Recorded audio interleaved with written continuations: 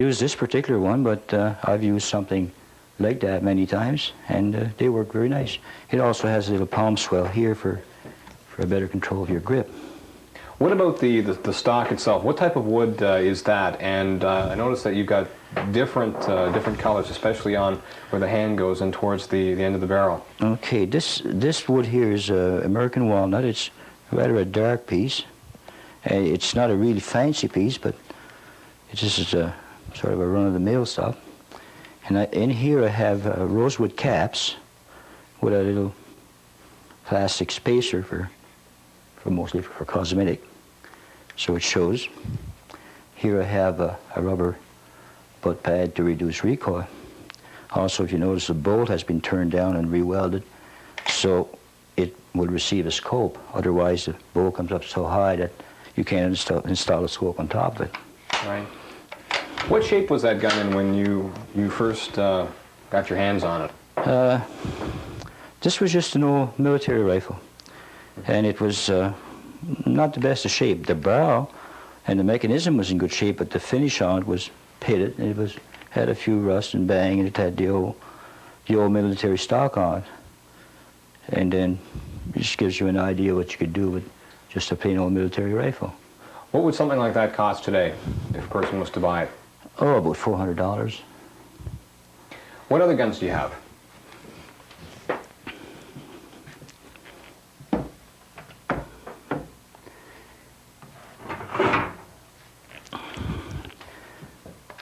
Dave, I have here, it's a 2250 Sacco, heavy barrel, which I've made the stock.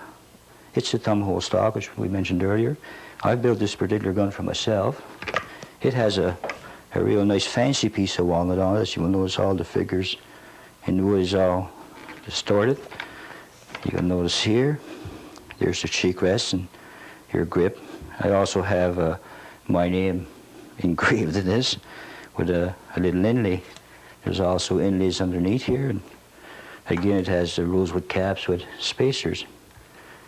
Now this particular gun, I built it 2 years ago, and it fits me perfectly.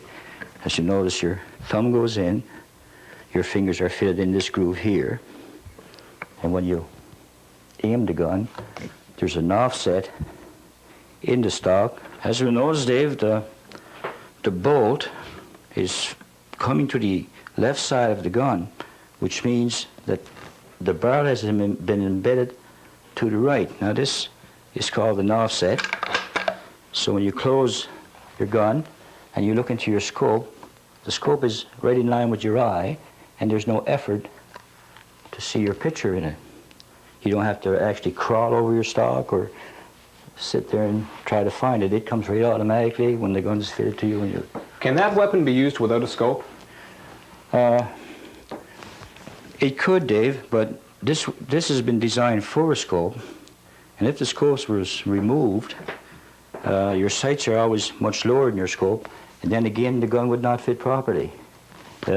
Having a sight down underneath would cause you to try to find it, you see. It wouldn't come in as natural as the scope would. How much would a scope like that cost, and is there a general price range for the different types of scopes?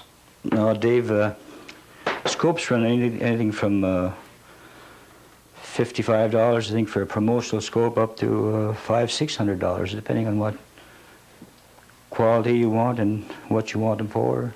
There's target scopes, there's varminter scopes, there's just a plain hunting scopes. This scope in particular is it's a Bushnell. It's a 4x12, and this rifle is a varmint rifle. Now, it's meant for smaller targets, so you have quite a good magnification here to bring it up closer. I have here a gun that I built for a friend of mine. Now, here you will see the offsets have been really pronounced. You'll notice the cap comes right out to the right here. It's got a palm rest in it. And as you notice here, there's quite an offset in his barrel and stock alignment. It's a 7mm Remington Magnum. It's on a Sacco action. This is quite a big caliber rifle, and it's meant for big game. And it's put up on a laminated stock. Now, is that natural wood itself, or is it several different types of wood laminated together? This is it's a lamination of maple and walnut. It's all sliced into small lines. As you can see, it's small pieces about a 16 thick. It's all pressed together and glued with an epoxy, and then the stock is made from the block. What would a gun like that cost today? This particular gun could cost up to about $2,000 as it's sitting right there with this particular scope, this stock, and this action. Would you say that is top of the line model? That is pretty well the deluxe, yeah. It has a very steady stock. It doesn't tend to warp or twist, and it has a very good action also. It's on a Sacco action with a medium heavy barrel. Okay. That is a beautiful rifle. How long did it take you to make that? Oh, it took me, we worked on this for about 2 to 3 months, I think, during the winter months, and of course not every day, every night, but I think we have over 100 hours in it.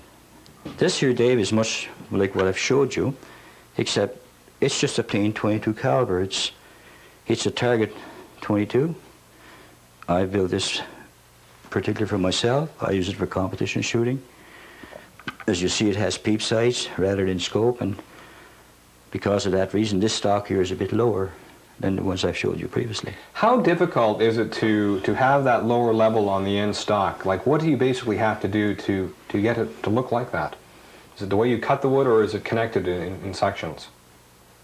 This part right here, how did you get that to come down like that? Okay, well, as I start here, I have approximately 2 inches of wood, 2.5 inches at times, and I will just shape down this part and leave this part pronounced till I'm ready. I'll come around and draw this out, and then I'll route out this particular part. This will be shaved off. You see, it pronounces my cheek rest. This is it's a Browning over and under shotgun. I've had it quite a few years, and I've changed the check ring. I didn't like the particular straight plain check ring, so I've added these spear heads to it here, and I've checkered it in here, here, and also up underneath the forearm. A very beautiful design. Gives you a more positive grip on the gun, and cosmetically it looks real neat. How would you get the checkering effect on that? What type of tool would you use for that piece of apparatus? For checkering, Dave, it's just a plain little checkering tool like so. It has a little V-shaped head. This is your finishing tool, and this is one with a double cutter. You just saw in your checkering like so, line at a time. Mr. Vienneau, do you find that being a gunsmith, is it a dying craft, or do you think that it is still popular today as it was many years ago? There's not really as many gunsmiths as I once seen, but it is popular. There's a lot of competition shooters around the country yet. I think the cost of shooting has gone up quite a bit from when I used to do it in my younger days. But I wouldn't say go as far as say it's a dying thing. There's a lot of people still love the sport of it. Well, I'd like to thank you very much for talking to me. It's a very interesting hobby you have, and I think a lot of people have enjoyed it also. Thank you. Thank you, Dave. Today I've been speaking with Mr. Roger Vienneau, who is a gunsmith here in Bathurst. That's our program for this week. Dave Crace, CHSJ News.